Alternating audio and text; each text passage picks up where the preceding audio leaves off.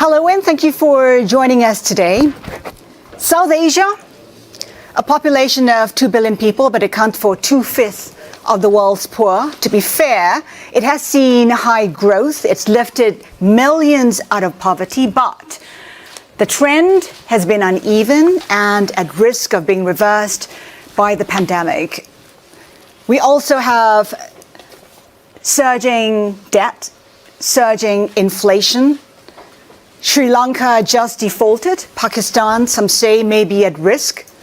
Add to that, we also have a record heat wave, a sign of what's to come for a region that's very vulnerable to climate change.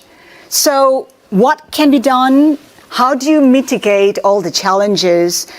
What collective framework, policies, measures can be adopted to benefit from collective prosperity for a region that's traditionally been the least integrated in the world?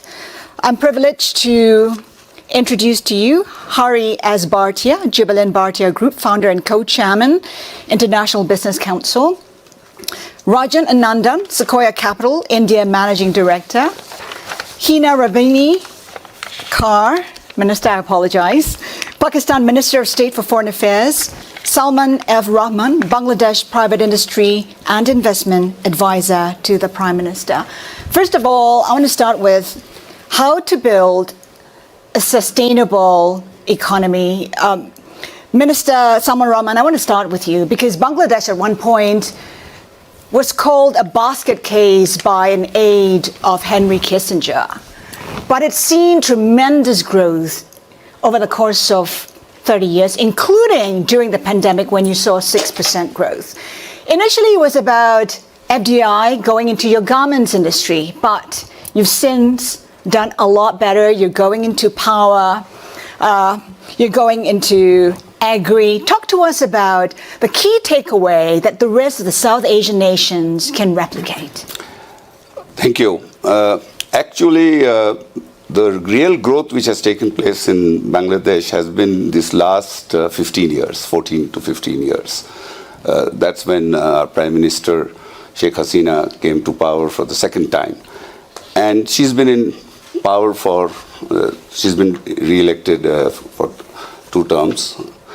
And what actually, I think the main key success of Bangladesh, the success story has been political stability that we have. That has been the most important, I think, factor for our success.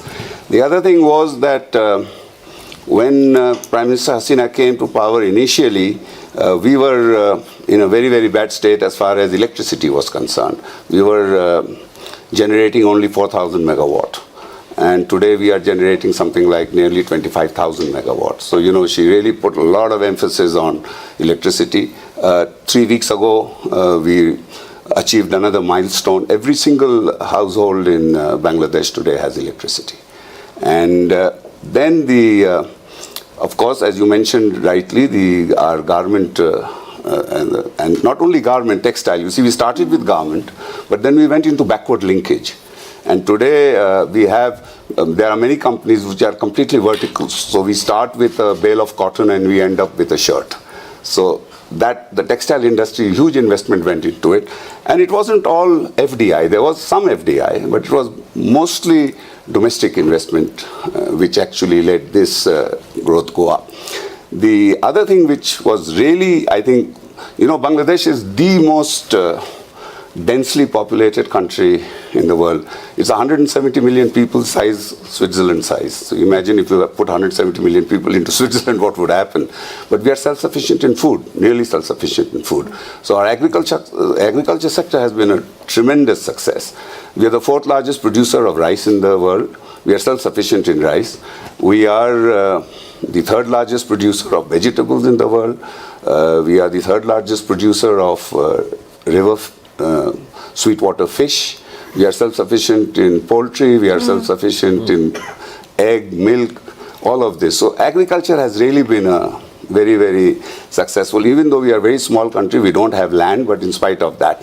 So this was basically, and the other thing which in the pandemic, we have been successful, and the reason why, the other thing which we did was, because we are a small country, our digital, Prime Minister went for Digital Bangladesh, and we laid a fiber optic backbone up to the village level. So because of that, our IT sector has really, we are giving 4G connections at very low price, and our connectivity is very good. We are now going into 5G. So we have these freelancers. We have over 650,000 freelancers, young men and women who live from their own villages. They are able to, access the international marketplace. So all of these have actually, and then of course women empowerment. That has been really the major success story. And it started with the garment industry, because that's when the women started working in the garment industry. And that actually, because 50% of the population are women. And if you empowering the women is actually what moves the economy forward, and that's what we have actually seen has happened. So multiple factors. Minister Hina Rabbani, I mean, Pakistan is under a lot of pressure economically, politically. How is the country looking at growth, and how is it looking at it in relation to the rest of the South Asian region? Because is it about getting additional aid? Because Jeffrey Sachs himself has said that it is about getting additional aid in his development model. Aid has never taken a country out of one place to a better place. I cannot really think of many examples where aid has been the primary driver of an economies or a people's potential being unleashed. And excuse me for being a little bit pessimistic on the aid architecture, because I have served as Pakistan's Minister for Economic Assistance, which means have looked at bilateral, multilateral aid assistance or aid packages, and its aid architecture is broken. So that's a side story which I'm not going to go into. But no, I think Pakistan's economy, we love to say, is an economy which has proven again and again its resilience, and that's not the best story that we have, right? Because you don't want to constantly test an economy or its people on the resilience front. However, Pakistan is currently obviously going through a difficult time on the economic front, simply because of the economic shocks. I think less because of internal compulsions and more because of the external economic shocks which have come from, one, the ongoing or the conflict which was on our borders for about 20 years. And that has obviously taken a toll. When you look into the numbers, it's billions of dollars, and the security focus that you have to have because of the spending you have is limited pie, and because you have to take spending out of health and education and put it on managing the border, which was a difficult border to manage. So having said all of that, currently there is the external shock of the international oil prices, which is really what is the driver of the current problem. The fiscal space which has contracted is because of that one particular external shock. And as we go forward, I think this government is committed to ensuring that we do the responsible thing. So the moment the journey to that has already started, and as soon as that happens, I feel very strongly that we are also very keen to give the right signaling to areas or parts of the economy which have low-hanging fruit, which have potential to really grow very quickly and make Pakistan also grow. Agriculture certainly happens to be one of them. And Pakistan has the potential to be the breadbasket for the entire region and for parts of the world also, right? So all you have to do is the right signaling in terms of both prices and also giving the environment for that sector to be able to grow. What is currently very promising is also the IT sector, which has had an export growth which runs into hundreds of percentages because we start with a low base. But just because we start with a low base doesn't mean we cannot be very optimistic about it, because the potential for that to be unleashed with the right policies is immense. So there's the IT sector, there's the agriculture sector, agriculture has traditionally been the backbone. And I think one thing that successive governments have not perhaps paid as much attention as they should have is in wanting to concentrate on other sectors, you don't leave a sector which is already doing very well, right? Which is potentially has great promise. So I think Pakistan will come out of your worrying list, as you attached us very comfortably with Sri Lanka. I would not think that would be the case at all. I think Pakistan, and by the way, I do want to say, because this thing goes around many places, oh, Sri Lanka and Pakistan going. If you look at the percentage of GDP, public debt as a percentage of GDP, there is no comparison. So people who look deeply into the numbers will understand how the comparisons don't hold. Pakistan is going through a blip right now, an economic blip, an economic difficult time, which is because of the external shocks. I think we have both the resilience and the ingredients within our people and the economy to be able to come out of it. There are already two common themes there, agri as well as tech, and I will pick on that slightly later. Hari, let's get to you first. I mean, when it comes to India, we've seen massive growth, as much as 9% before the pandemic. Yet when you take a look at the social development ranking, India is among the worst in the South Asian countries. In fact, second only to Sri Lanka. Is there a need to reassess the growth strategy that India is adopting? See, if you look at, you're absolutely right. In social indication, our numbers will be sometimes even compared to Bangladesh. It will be said that we are lower than even in Bangladesh, and partly is because of the size of the population. I don't think we have been able to address the agricultural economy very effectively, in the sense that 70% of the people today are employed in the agricultural sector. Now, it's not sustainable at all, because it's only 15% of the economy. So if you don't bring them from agriculture to manufacturing or to services, we will not be able to improve a large part of the rural economy. But saying that, I think a lot of work has been done. If you look at last 15 years, subsidy going directly into the hands of people using digital power, and that is starting to change. Entrepreneurship at the grassroots level is starting to happen, because microfinance or funding is now available, which was not really the case in the past.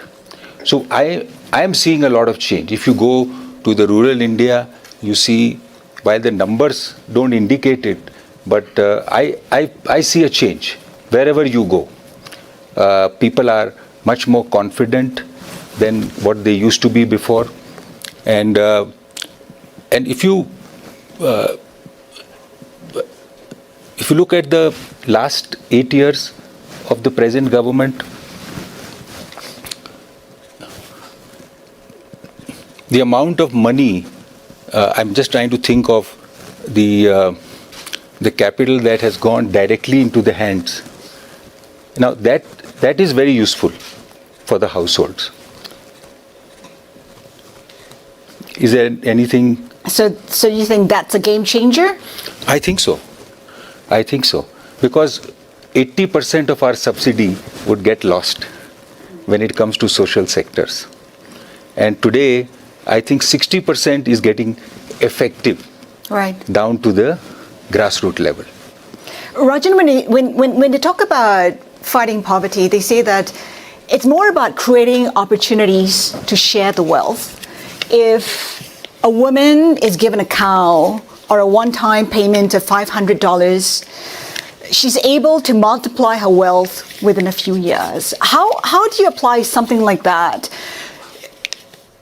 The principle of it, how do you share the wealth in a region like South Asia, create those opportunities? Yeah, I think what you've seen, I think just to build on Hari's, the question that you asked Hari, I do think India has developed dramatically. I lived in the US for 20 years. My first stint in India was 94 to 96, right? And you compare India today, 2022 to 94, 96, it's just not comparable. right? 400 million Indians have come out of poverty. You look at any, measure of... But still 150 million people below the poverty line. No, I agree. But remember, we had 700 million, right? So it's all relative. There's only one nation in the history of the world that's pulled more people out of poverty in the last 30 years. That's China. So I agree with you, right? I think we've been through that comparison many times. So I think it's important that, it's all relative to where you've been, So now coming to your question, look, I think what we've seen really over the last 20 years is an explosive sort of entrepreneurial ecosystem that has still been confined in many ways to technology and technology-centric entrepreneurship, right? So, we have Vidit here from Meesho, we have Nikhil from Zerodha. These are all multi-billion-dollar companies, right? India, just to give you, I'm going to get to how do you take, Sri Devi, who lives in a very small village in Bihar, and how do you empower? I'll get to that in a minute. But if you go back to 2010, which was only 12 years ago, we had no unicorns, no billion-dollar private companies. We had about less than $1 billion of startup funding in that year. Now you fast forward 12 years, which is not a very long time. We just crossed 100 unicorns. We're the third largest ecosystem in the world. We have 69,000 startups, and these are sort of startups the way we would define it. They're new age companies that, are technology based and so on and so forth. And there's no question at this point in time that, by 2030, we will get within striking distance of becoming the second largest, startup ecosystem in the world. So at a national level, in many ways, entrepreneurship has become a mission, right? And it's sort of, and by the way, what very few people understand is China today, the digital ecosystem in China employs 200 million people. India's mandate for jobs is 100 million people. Over the next 7-8 years, we have to create 100 million jobs, right? So if we just play out the digital economy the way it is and continue to build on it, we will create 100 million at least jobs, right? Because we'll be at least half as big as the Chinese internet economy. Now, now directly going to your question, what we have seen when I was at Google. So before I joined Sequoia, I spent 8 years at Google. One of the initiatives that we launched was called Internet Sati. What we did was we wanted to bring women in. We wanted to help women in rural India understand the power of the internet. So we deployed this massive initiative we touched 100,000 women in rural India from very small villages, exactly the kind of, Indian women you're talking about, and where we wanted to help them understand the power of the internet. What was remarkable to see is once these women understood how to use a smartphone, how to get connected to the internet, understood the power of the internet, they actually started using the internet to make a better living. It could be that they would improve their farming practices, or they would start a hair salon in their village, or they would actually start making things that they could sell. So I think the ability to create, can we uplift, as you said, let's say there's 100 million, 150 million, but let's just call it 600 million Indians, okay? Can we dramatically change the livelihoods of 600 million Indians, not through by creating the next 900 unicorns, because, that will also happen, but by enabling them and empowering them to use technology and opportunity and upskilling to improve their lives? And I think the answer is absolutely yes. And we're beginning to see it. And actually many of our startups now, agri-tech is one of our most exciting sectors. And a lot of our agri-tech companies, what they're really doing is providing solutions to uplift the livelihoods of farmers. I like that there's a common theme. Everybody has touched on how technology can be the solution. You talk about lifting 600 million, but how collectively, what policies, what framework, what measures can South Asia collectively adopt so that you have the competitive edge as a region? Because right now, it's pretty disparate. I mean, the region is not developing, growing at the same pace, and you're not capitalizing on the potential. What can be done in terms of policies, Minister? You see, unfortunately, in South Asia, the biggest, we started with SAARC, which was the South Asian Regional Cooperation Organization, but that never took off. Unfortunately, we had the political issues, mainly it is between India and Pakistan. Until I think this is not resolved politically, the integration as a region which we are looking for is, and I agree with you, the potential is huge, but until unless there is political will to integrate the region. That's not going to happen. I will give an example that in our side, Bangladesh, we are doing regional cooperation between Bangladesh, India, Nepal, and Bhutan. And in that side, we are seeing a lot of, with India already, we have power sharing agreements, we have transit agreements, we are buying, whenever, during the peak time, we import power from India. At times, we export power to India. We are now seriously looking at developing hydropower in Nepal and having a common grid between Nepal, India, Bhutan, and Bangladesh, whereby we can, because, again, climate change is a big issue. And hydropower is one of the, I think, best renewables and most green, it's really green renewable. So we are doing, at that end, we are doing it. But actually, for integrating the whole region, and it's not also only Pakistan and India, there's also Afghanistan, which is part of South Asia.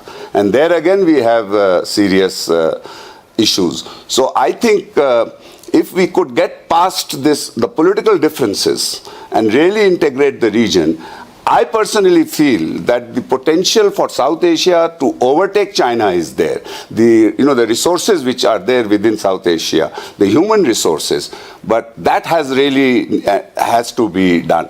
And I'll just answer another question which you asked about uplifting the people out of poverty, which we have been very successful doing in Bangladesh. And you know that our HDI indexes, in all of South Asia, we have the lowest infant mortality. We have the highest life expectancy. So it's not only economic development that has taken place. Our development has actually been inclusive. And there what we need to do actually is to create an enabling environment. What Anand is completely right. All you have to do, the individual is very smart. All you have to do is create the enabling environment. You give the woman the smartphone. Once she knows how to use it, then the sky is the limit as far as she is concerned. And that's exactly what, in Bangladesh at least, we have seen that. Our mobile phone penetration is 1.6. That is because people have more than 2 phones in Bangladesh. So all of that, and technology, of course, is the future. Minister Hinarabani, why can't it be a case where you get economic prosperity and that helps you overcome the trust deficit? Why does it have to be a case of putting behind your politics, resolving your political differences first before economics can be accelerated? Why can't it be the other way around? Achieve economic prosperity as a region and then overcome that trust deficit. Yeah, I think we tried to start that journey at least 10 years back, and then before that many times, and every time we start that journey, something or the other happens. And recently, at the cost of being slightly recently what has happened is that one very important country, which was known for its secular credentials, etc., decided to go a little bit problematic, on that front. And now, even if you ignore that, look, the reality, there can be wishes and there can be the reality. And on the reality, we can want to be optimistic, and I am a big optimist, but I also have to be pragmatic about the fact, because I'm not that old. Even I'm tired of the same words being repeated and the same dreams being dreamed again and again, and then the reality hitting you, right? The fact of the matter is that the country which is our neighbor, which does exceptionally well on intra-regional trade, 1.7% to 3%. I'm talking intra-regional, India, with all of South Asia, right? So it's not, our ecosystem has not been developed to trade regionally. We all rather export to faraway lands in Europe and Americas, and then almost act as if we don't live where we live.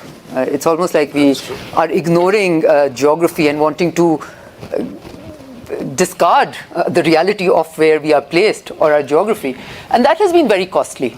Anyone who wants to congratulate, all of us can congratulate ourselves on various things that the countries might have done better. But when the British came to the subcontinent, 25% of the world GDP was from the subcontinent. Are we at that place now? How much are we contributing to the world GDP? So the potential and where we are, I feel, has been absolutely curtailed because of the fact that we have been unable to unleash ourselves or to separate ourselves from our history. And the history was bad. But does the future have to be hostage to a bad history? And every time we try and break away from that, we are taken back to right where we started, and perhaps a few years back or a few decades back. So it's really, I still want to be exceptionally optimistic about it, but if you look at the reality of SAARC, it has been, you cannot even do a summit, because if Pakistan has to host it, India will try and make sure it doesn't happen, and vice versa, perhaps, right? So I think it's really important to see things for what they are, and to then imagine a world or start working towards a world, because all of us believe that we are in this fantastically important geostrategic location. Now, with very big walls on each of that or of our borders, we don't really assist our cause in being integrated. And integration, regional integration within this will have massive benefit. I do want to just take one more minute of yours, because what you started off asking everybody else and did not ask me was perhaps the one area where Pakistan has done brilliantly, which is women, empowerment, inclusion, all three themes, and poverty. And dealing with poverty head on, because you realize that yes, your growth numbers were kicking in, but people were getting poor and people were not really feeling part. So we created this platform called the Benazir Income Support Program 10 years back. And luckily, happy to report, every successive government, they might have played with the nomenclature, decided to take that highway which was built for the poor, on which various other things that were then added on, such as health insurance, etc. But this highway, now interestingly, it said that the money in the household would go to the women, and it would go through bank accounts. And now that's being digitalized. So that has now given you literally a way to protect the poor, whether it was COVID, whether it was any other event, and also the state the comfort that a certain number of people who are below a certain line are always getting extra protection. I mean, that's a brilliant story that is out of Pakistan, which is replicable. I want to pick up on the ecosystems. Can the private sector build that ecosystem that the government can't build? I mean, can the private sector, well, the private sector, of course, it can, but can the private sector take the lead? You know, I visited Pakistan, Bangladesh, Sri Lanka, and, you know, I speak Bengali fluently. I'm born and brought up in Calcutta. So we are one culture. Our songs are, you know, whether it's Runa Laila's songs is famous in India, and the Sufi songs from Pakistan are part of Bollywood, and I'm sure the Bollywood songs are part of the culture in Pakistan and Bangladesh. So we eat the same kind of food, and when you go and visit as business to business, as people to people, there is no conflict. People, and I don't want to get into politics of being secular or not being secular, but people to people, there's great love. Whether it is whichever religion, India has a large population of Muslim people, and so we don't differentiate. You know, when I go to Pakistan, I can almost speak in Urdu because living in Delhi. So there is a great interest from businesses to trade with each other. But we are not allowed to invest. If I want to invest in Pakistan, there is no way I can do it. And I'm sure if we are invested in each other's countries, then there will be a reason to make sure that we have peace. We have invested in Bangladesh as a group, and when I go there, I feel that I'm in India.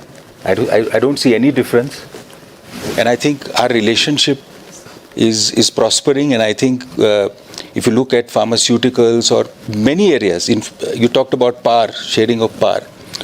So definitely private sector can play a role, but politics have to decide whether they allow us to operate or not. I think that's the issue. I'm not a politician at the end of the day, but we work with them. I've been part of India, Pakistan, trying to do the parallel dialogue on how we can start to trade. As you rightly said, Minister, that many times it's almost we felt the borders are going to open, and then something happens, and then we back to square one. So that's the challenge.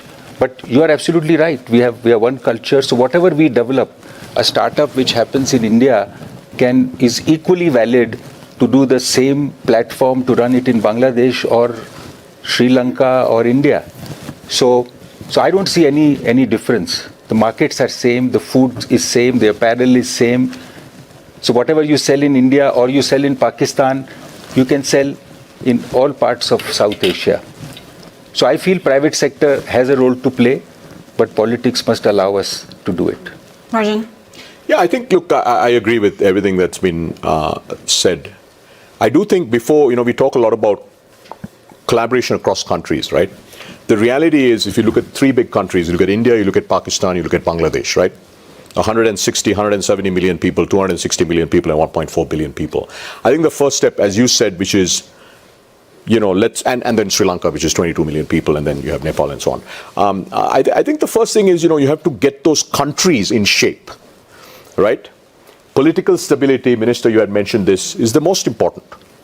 If you don't have political stability, it's very difficult to have great relationships across countries, right? If you have political stability, you have progressive policies, the private sector in those nations happens. You can look at the 180 plus countries around the world. The nations that have political stability and progressive policies actually do develop over a period of time. So I think as South Asia, and that's I think what you've seen in Bangladesh, where I was telling Minister that we made our first investment in Bangladesh 3 years ago, and as my partner Mohit knows, we're big fans of Bangladesh. Why? Because you have political stability, you have a GDP per capita that is accelerating now, is actually higher than India, because of political stability and progressive policy. So I think the first thing as a region, right, you can't really have this extraordinary collaboration across countries if you don't have political stability. So I think political stability in the nations, first step, I think once you have that in the nations, you have to have progressive policy. So for instance, in each of our countries, there's so much we can learn on policies, right? So let's take the unique ID project. India today has digital ID for every Indian. It's open source. So any country in the world today can actually implement digital ID for their own nation, anywhere in the world. It's open sourced. Right, and we are seeing some countries now beginning to do that, right? You look at Bangladesh and see how do you open up an apparel sector or any manufacturing sector to compete with the best in the world. We should learn from that as India, right? Or let's take Pakistan. Interestingly, Pakistan, Minister, I'm sure you know this, is one of the most progressive financial sector reforms, right? These new banking licenses you're going to issue. So I think there's a lot we can learn and implement in our own countries. And I think as hopefully we see political stability across our nations, I think we will see more collaboration, which in many ways I see that as the accelerator, not where you start. So you can't start accelerating a region when there's political instability in some of your most important nations, right? I mean, I think that's sort of shown itself many, many times. Before we continue the discussion, are there questions from the floor? Because that's the style we're having. It's interactive. If you have a question, do raise your hand and we'll direct a mic to you. No questions. Please. No questions. Thank you very much for quality discussion. I can learn a lot. I'm running my private equity fund management company in Japan, mainly a buyout investment in Japan and in Asia. So I'd like to specifically ask Mr. Anandan. We are now thinking about to start growth capital fund, investment type of fund, mainly for India and other Southeast Asian countries. But at the same time, a lot of companies' directors advise me that they do not have any experience to get really money back. So, Taisuke is my name. Really be careful to do like minority investment there. So, would you give us some advice on why those kind of tragedies or happens, and how can we overcome those pitfalls? Yeah, I think it's a great question. So we are actually in the early, we are in the venture capital business, not in the private equity business. But if you look at India and the private equity asset class, over the last 6 to 7 years, we've returned an extraordinary amount of capital back to international, back to limited partners. I'm talking about the private equity sector, and even in the venture capital space, that's beginning to happen. The way I think about doing anything in India is being tourists is a recipe for getting wiped out, right? So if you're going to do business in India, and I'm assuming the same thing is true in Bangladesh or Pakistan or any of these places, you actually have to become reasonably local. And I think we've seen that, firms that build local teams with very strong local experience, who understand the local culture, who understand how to make investments, locally, actually have done very well. So I would say, if you go back maybe 6 or 7 years ago, what you said was true. I think India didn't have a record of exits in the private equity business. I'm talking about late stage private equity, which I think is where you are. But that has actually changed pretty significantly. I think, in fact, I heard what the Carlyle founder actually talking about this, saying India is in one of their top 2 private equity returns markets over the last 5 years. So I don't know whether that's helpful. Please. So when you do come, though, make sure you build a local team. Question. Hi, Ravi Agrawal with Foreign Policy Magazine. My question's for Minister Hina Rabbani-Kar. We've sort of skirted over the issues of political instability. Obviously, your country has had its fair share of that over the last few years. But what we didn't quite get to was China. And I'm curious, given your role, whether you think that Pakistan's closeness to China, and on the other hand, India's recent shift in its foreign policy strategy, where it's focused more now, I think, on China than it is on Pakistan, opens a window for Pakistan to be able to focus a little bit more on trade and other regional ties and issues that have been on the back burner, as maybe India's not as focused on its sort of military or other forms of rivalry with Pakistan. Okay, let me try and get this right. Are you saying India is now less focused on its rivalry and military antagonism towards Pakistan because it has now turned towards China? That's right, yes. Okay. Well, first of all, do you even agree with the premise? My sense of it would be the last 2 or 3 years. Okay. It provides some evidence for that. But then also, what can Pakistan do to try again now that you have a new government? Okay, sure. Okay, first of all, I look at China as obviously an immediate neighbor to Pakistan, and so certainly part of our region, but I also look at China as part of the broader region that we all belong to. And I would not celebrate India's antagonism towards China as much as, pretty much in the same way that I would not celebrate, any of our antagonism towards anyone else at all. I think it has repercussions and ramifications which go into decades. So you can make some wrong choices or wrong decisions in split seconds, and the ramifications, we witnessed it in Afghanistan. And you can't then roll back. You cannot suddenly say, oh, now I want to be friends, and now we want to be friendly, and now let's all get together. It doesn't happen like that. Now, having said that, I didn't want to really go into this because this is an economic debate, but it's the elephant in the room. We can't ignore it. I find this particularly interesting because as someone and as a party which decided to take a lot of political hit to undo what happened post 1965, where no government of any type in Pakistan thought it was wise to normalize trade relations with India because there was a very high political cost, unless we found a resolution to the Kashmir conflict, right?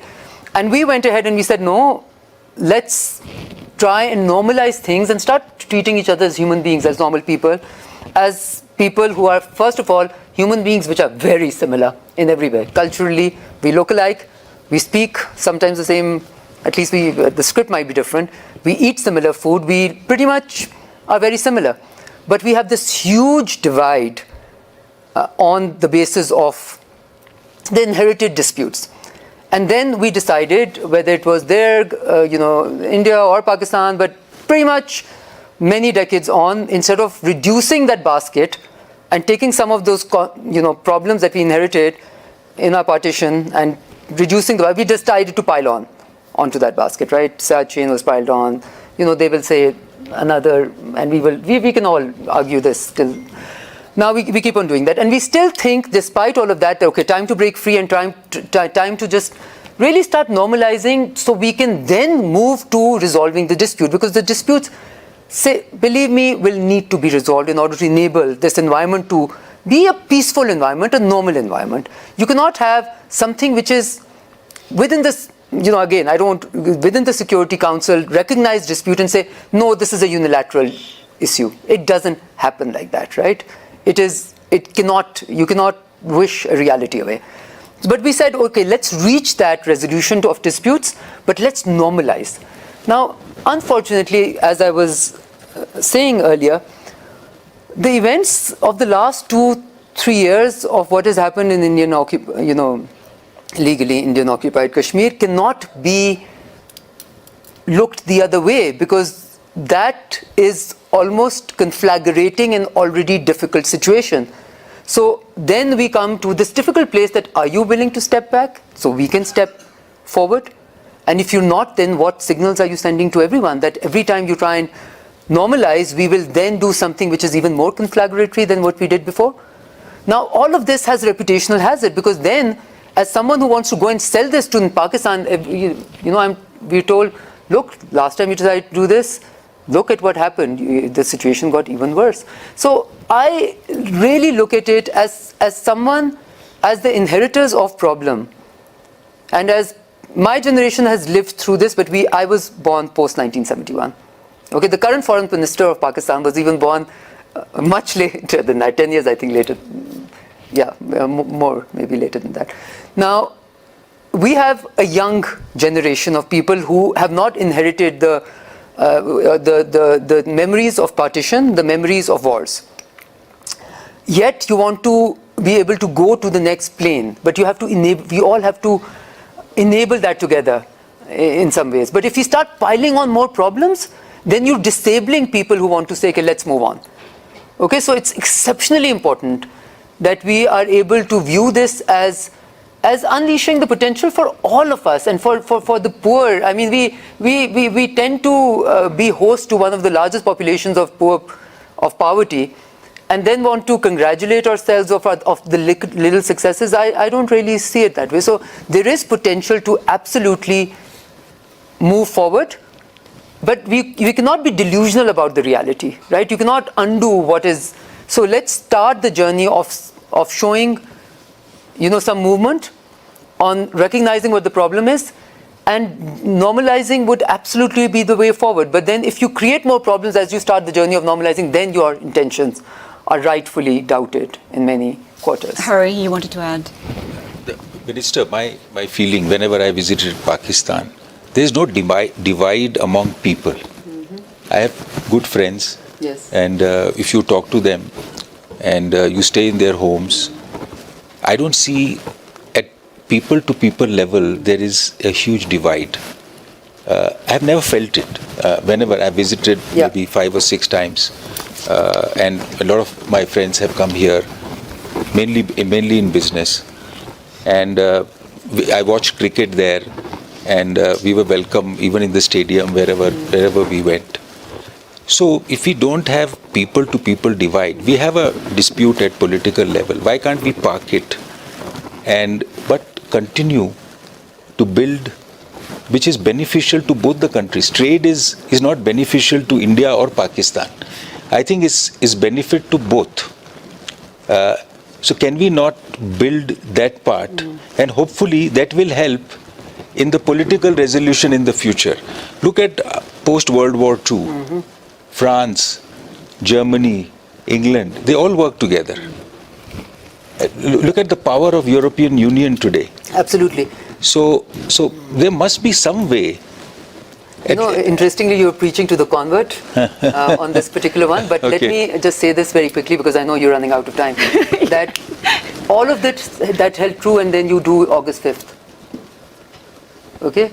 So the message that one sees on the other side is that a country which is much larger will suddenly feel that it can send jets into your country, and it can then take an issue which was already unresolved, which has Security Council resolutions, and then do something in it which will go against the bilateral commitments and commitments to the international community and Security Council resolutions. So then we start feeling, and I know because this is, I didn't want this session to become that, then we will start feeling that we're living in the neighborhood of a rogue state, right? And that as a smaller state, and not only that, look, you may underestimate the importance of the rights of the Kashmiri people. The international law has provided them those rights, right? So for one state, for your state or mine, it's not within our control. We don't have under international law, we don't have the right to be dismissive about it. So what you are propagating and giving as the way forward is exactly what we did. And that's exactly the point, that it's therefore important that we keep on going. Once we start a journey, we don't then put problematic we are features quickly on it. running out of time. Yeah. In fact, I think we are out of time. But before we wrap it up, I just want one question to be answered by all the speakers right now. I mean, we talk about how the region can be more integrated. I mean, just in terms of trade, it's only, 5% versus Southeast Asia, which is 25%. And the potential for trade, I don't know, 20 billion right now, the potential is 70 billion. What is the one step, one practical step that can be taken almost immediately to try and better the situation and let South Asia have realized that potential? Minister, we won't start with you. Go ahead. Yeah, no, I think it's a great question. Look, so the way I think about trade for our region is the combined GDP of South Asia is about $3.5 trillion. The combined global GDP is over $80 trillion, right? We have 5,000 years of entrepreneurship. And what is at play and at stake is an $80 trillion global market. If you look at India today, right, the month of April, if you look at the investments that were made, call it between 500,000 and 5 million, 67% of our new companies are from India targeting the world, right? So, and I think we need to see the same thing. So we absolutely should do more trade, but I think that's thinking too small. Because we have 5,000 years of entrepreneurship history. We have, without question, the smartest technical talent in the world. By the way, whether it's Pakistan, whether it's India, whether it's Bangladesh. But what is the one step, one practical step It's or measure? entrepreneurship. It is mainstream entrepreneurship. Take the gloves off. Entrepreneurship. The gloves can be kept in other areas if so decided to be. But I would say the one thing is just let's unleash innovation and entrepreneurship in South Asia, and let's unleash it on the world. Just one step is open the borders for people to travel between countries, like what we see in Europe. May not be to that level, but even today, to get a visa to go into Pakistan is impossible, or for Pakistanis to come into India is impossible. So there's no people-to-people movement. Even as tourists, trade will happen, and collaboration will happen, but there must be movement. Minister? Okay, again, don't want to give a long answer, but as someone who happily went to India and we signed the visa agreement, open trade with India, and then had to roll back everything. So the 70-year-old answer is, let's resolve the Kashmir conflict so the elephant in the room disappears and we are able to look at each other as normal people and not one which are impeded by a situation that can conflagrate any time. And I just want to say the last line on this being that this is not something that is a good that we'll be kind enough to give to them. Right? This is a Security Council given right to the Kashmiri people. So it is just accepting reality as it exists and say we will not each be. I will say about Pakistan, that Pakistan will not be a rogue state on that commitment given to the Kashmiri people, and India will not be a rogue state on the commitment given to the Kashmiri people. It's been the elephant in the room for the last 70 years, so the answer to me is a single word answer.